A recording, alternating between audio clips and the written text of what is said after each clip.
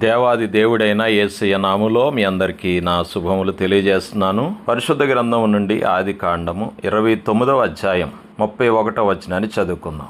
లేయా ద్వేషింపబడుట యెహోవా చూచి ఆమె గర్భము తెరిచెను. యాకోబు రాహేలును ప్రేమించి ఆమె కోసం లాబాను వద్ద 7 ఏండ్లు పనిచేస్తాడు. అయితే వివాహ సమయంలో లాబాను యాకోబును మోసగించి చిన్నదానికంటే ముందు పెద్దదానికి వివాహం చేయడం తమ ఆచారం అని చెప్పి రాహేలుకు బదులుగా లేయాను యాకోబు గదిలోకి పంపుతాడు. అలా లేయా యాకోబుకు మొదటి భార్య అవుతుంది. యాకోబు రాహేలును మాత్రమే ప్రేమించాడు, లేయాను ద్వేషించాడు, అనగా తక్కువగా ప్రేమించాడు. లేయా నిర్లక్ష్యం చేయబడటం దేవుడు చూసి ఆమె గర్భాన్ని తెరిచాడు. కానీ రాహేలు గొడ్రాలే ఉంది. ప్రియ సహోదర సహోదరి, మనుషులు నిన్ను చూడకపోయినా దేవుడు నిన్ను చూస్తున్నాడని మాత్రం గుర్తుంచుకో. యాకోబు రాహేలు ప్రేమించాడు, కానీ లేయా ప్రేమించబడలేదు.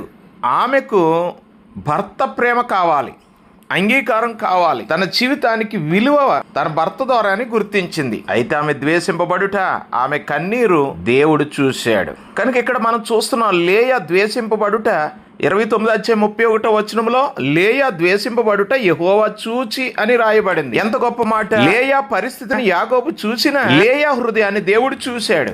ఈరోజు మీ గురించి ఎవరు పట్టించుకోకపోవచ్చు, మీ కష్టాలను మీ కుటుంబం అర్థం చేసుకోకపోవచ్చు, మీ కన్నీళ్లను ఎవరు చూడకపోవచ్చు, కానీ గుర్తుంచుకోండి, మీ కన్నీళ్లకు దేవుడే సాక్షి. 56వ కీర్తన 8వ వచనములో నా కన్నీళ్లు నీ బుడ్డిలో నుంచబడి ఉన్నవి అంటున్నాడు. మీరు రహస్యంగా ఏడ్చిన రాత్రులను కూడా దేవుడు చూస్తున్నాడు. లేయాకు మొదటి కుమారుడు పుట్టినప్పుడు ఆమె 29వ అధ్యాయం 32వ వచనములో యెహోవా నా శ్రమను చూచి ఉన్నాడు గనుక నా పెనిమిటి నన్ను ప్రేమించును కదా అనుకొని అతనికి రూబేను అని పేరు పెట్టింది.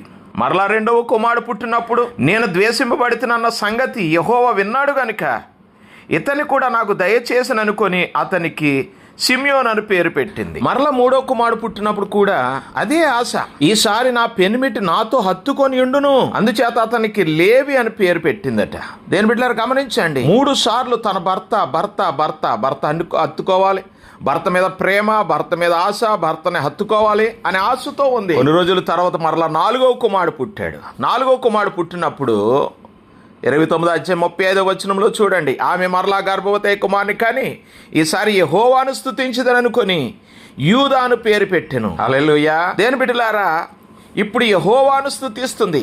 ఆమె ఇక యాకోబు నన్ను ప్రేమించాలి అని మాత్రమే చూడలేదు, ఆమె చూపు మనిషి నుండి దేవుని వైపు తిరిగింది. ఇదే మనం నేర్చుకునే గొప్ప పాఠం. మనుషుల మీద, మనుషుల ప్రేమ మీద నీ విలువను ఆధారపెట్టకు, దేవుని ప్రేమలో నీ విలువను కనుగోవాలి. లేయా జీవితాన్ని చూస్తే ఒక ఆశ్చర్యకరమైన విషయం కనిపిస్తుంది. ఆమె కుమారులలో యూద వంశం ద్వారా రాజవంశం వచ్చింది. చివరకు యేసుక్రీస్తు శరీర ధారణగా వంశ పారంపర్యంలో యేసుక్రీస్తు జన్మించారు. హల్లెలూయా. మత్తయి సువార్త 1వ అధ్యాయం 2-3 వచనాలు చూడొచ్చు. మనుషులు లేయాను 2వ స్థానంలో పెట్టారు, కానీ దేవుడు ఆమెను తన ప్రణాళికలో ఒక ప్రాముఖ్యమైన పాత్రగా ఉపయోగించాడు. అందుకే నీ ప్రస్తుత పరిస్థితిని చూసి నీ భవిష్యత్తును నిర్ణయించుకు.